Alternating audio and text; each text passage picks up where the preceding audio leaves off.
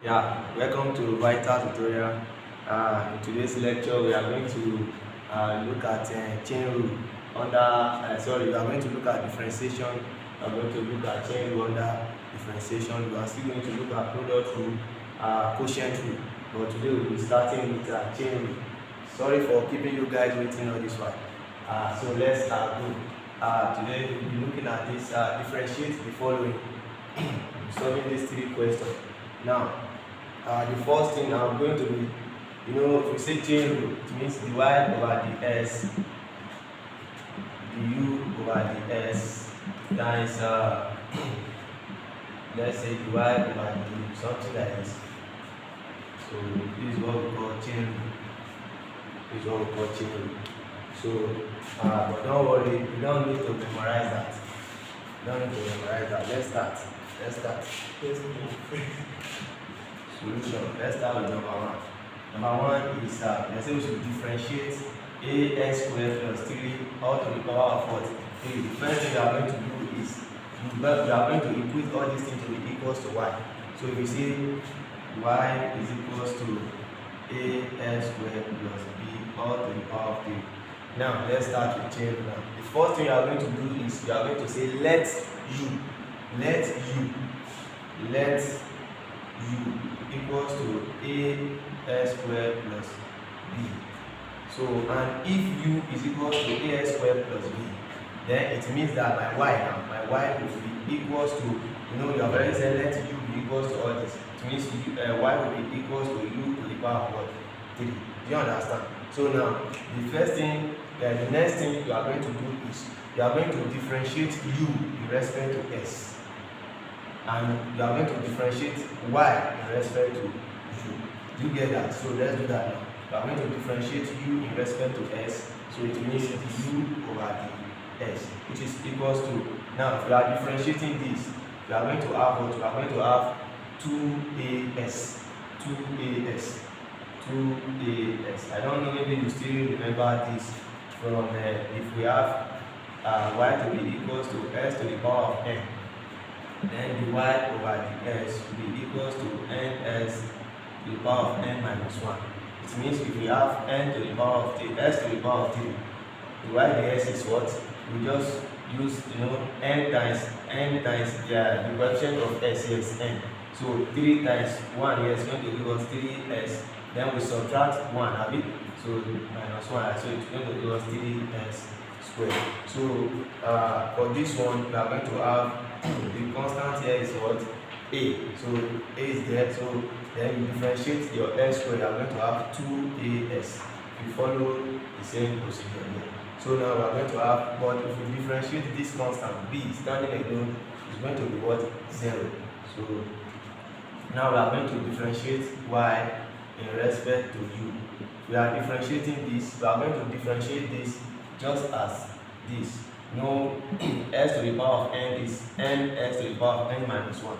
So it means 3 times 1 here is 3 u to the power of, then if you subtract 1 here, you are going to have 2. So now here comes chain rule. So now you know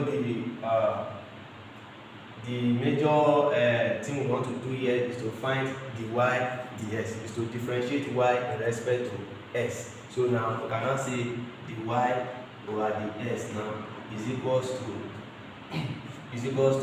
the u over the s times the y over the s. The u over the s times the y over the u. So these are what? Chain rule. And you can see from here that the y all over the s is equals to du over the s. Du over the s is what? 2as. 2as multiplied by, let me do like this, times dy over the u. Dy over the u is what? 3u squared. 3u squared. So it means dy over the s will be equals to 2 times 3 is what? 6. So which is 6asu squared. But you have to note something here, that your u is equals to what? Ax squared plus b. Ax squared plus b. But u is equals to a s squared plus b. So we substitute this here. So it means the y over the s will be equals to 6as u into a s squared plus b all squared. So this is how we arrive at this answer. So this is our final answer. So that is for question number 1. Let's go for question number 2 now. Yes, sir.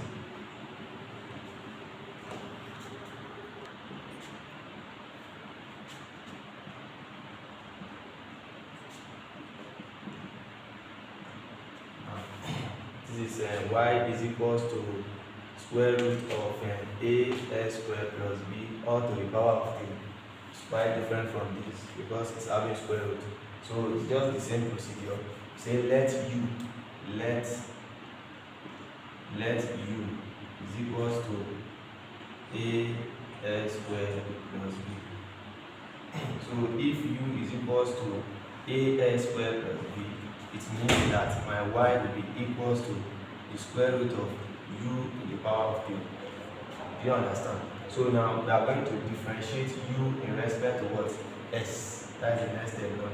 So the u over the s is just like the one we did before. So if we differentiate this, we are going to have 2as. Now before we can differentiate y in respect to u, you know what is here is also equals to what? It's also equals to, you know, from indices we have square root of s. It's also the same thing as what? S to the power of what? 1 over 2. Do you understand? So now it means that this one will be u to the power of 3 all to the power of what? 1 over 2. And you know from the law of indices, power will multiply power. So which is equals to u to the power of 3 over 2. So it means that my y is equals to u to the power of 3 over 2. So now I cannot differentiate my y now in respect to what? U. So it means the y over the u will be equals to, now if we follow the same procedure, if y equals to s to the power of n, the y over the s is equals to ns to the power of n minus 1. So the first thing I'm going to do is use this power to multiply the coefficient of u here, which is 1. 3 over 2 times 1 is 3 over 2. 3 over 2 u. Then you subtract 1, I mean, it means 3 over 2 minus 1 over 1. So which is the LCM of 2 and 1 is 2. 2 into 1, 1 times this is 3. That is 2. That is this one, that is 2. So which is 1 over 2. But you don't need to be doing all this. Okay, maybe the next step I'm going to show you what we are going to do here. So if you say 3 over 2 minus 1 is 1 over 2. So if you differentiate y in respect to u, this is what we are going to get. So now the next thing now is to find the y ds now. Is to find the y ds. Now to get our y ds using chain rule now. The y over the s is equals to what? Du over the s multiplied by what? The y over the du all over the s multiplied by the y over the what? The u. So now the y over the s will be equals to du over the s. What is du over the s? Du over the s is 2as. 2as multiplied by the y over the u, which is 3 over 2u to the power of 1 over 2. 3 over 2 u to the power of half. So now if we multiply this together, the y over the s will be equals to this times 3 over 2. 2 will cancel out 2. Then we are going to be left with 3as u to the power of what? Half. So, but don't forget that our u is equals to as squared plus b. But u is equals to as squared plus b. So the y over the s will be equals to 3as, and then u is equals to as squared plus b all to the power of what?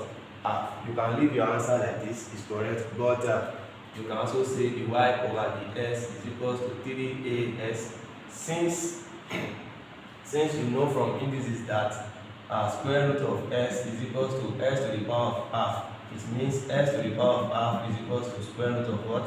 S. So now this one that we have here, we can replace it with what? Square root of as squared plus b. I think we get this right. So that is our final answer for that. So let's go to question number 3 now. So we are now on question number 3.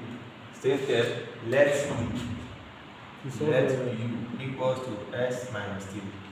If u is equals to s minus 3, it means y is equals to u to the power of what? 5. Then we differentiate u in respect to s, the u over the s. If you differentiate s, we are going to have 1. If you differentiate s is 1. If you differentiate 3 is 0. Minus 3 is 0. So you leave that. If you differentiate constants, you get 0. So now let's differentiate this. The y over the u is going to give us, if you differentiate, you are going to have 5u to the power of what? 4. So now the next thing you are going to do is to bring in your chain rule, which is the y over the s is equals to the u over the s times the y over the u. So which is equals to the u over the s is what? 1 times the y over the u is nothing but what? 5u to the power of what? 4. So you can say the y over the s is equals to 1 times this is going to give us 5u to the power of what? 4. But your u is what? S minus 3. But u is equals to s minus 3. So the y over the s is equals to 5 into s minus 3 to the power of what? 4. So this is the solution for this. Now, but the question is, if you are writing down and they ask you all these questions, are you going to be using all this long process? This long process is for those that will be writing theory in WAEC, in their NECO, in their GCE.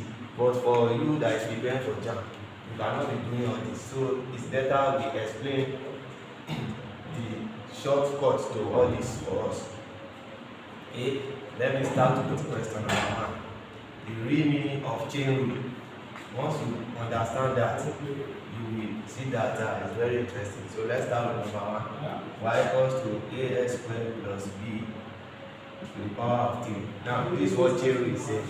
Chain rule is telling us that we should differentiate. We start with the power first. We start with the power. Differentiate the power by bringing what is here to the back first. Look at it. The y over the s will be equals to, this is 3 times 1 here. Now the coefficient of this is 1. So 3 times 1 is 3 into, then you will write this back. You will write it back. Ax squared plus b, then you subtract your 1 here. You get 2. Multiply by, now chain rule is now telling you that after you are done with this, then differentiate the inside. Differentiate the inside. If you differentiate here, we are going to have, if you differentiate this place in respect to s, we are going to have 2as. Do you get that? So now 3 times this now is going to be what? 6as into as squared plus b all squared. So this is the shortcut to chain rule. Do you get that? So let me solve one more question. Let me solve question number 3 for us using the same method. The y over the s, okay, y equals to s minus 3 all to the power of 5. The y over the s will be equals to, now the first thing you are going to do, just follow the same process. Your 5, use it to multiply whatsoever that is there, and the coefficient that is here is what? 1. 5 times 1 is 5 into, you write what is inside back, s minus 3, then you subtract 1 from this 5, you are going to have 4. Multiply by, then differentiate the inside in respect to s. If I differentiate what is here, is what? It's going to give me what? 1. So 1 times everything that is here is going to give me 5 into s minus 3 to the power of what? 4. I hope you've learned this simple trick to chain rule. We still solve more examples. Thanks.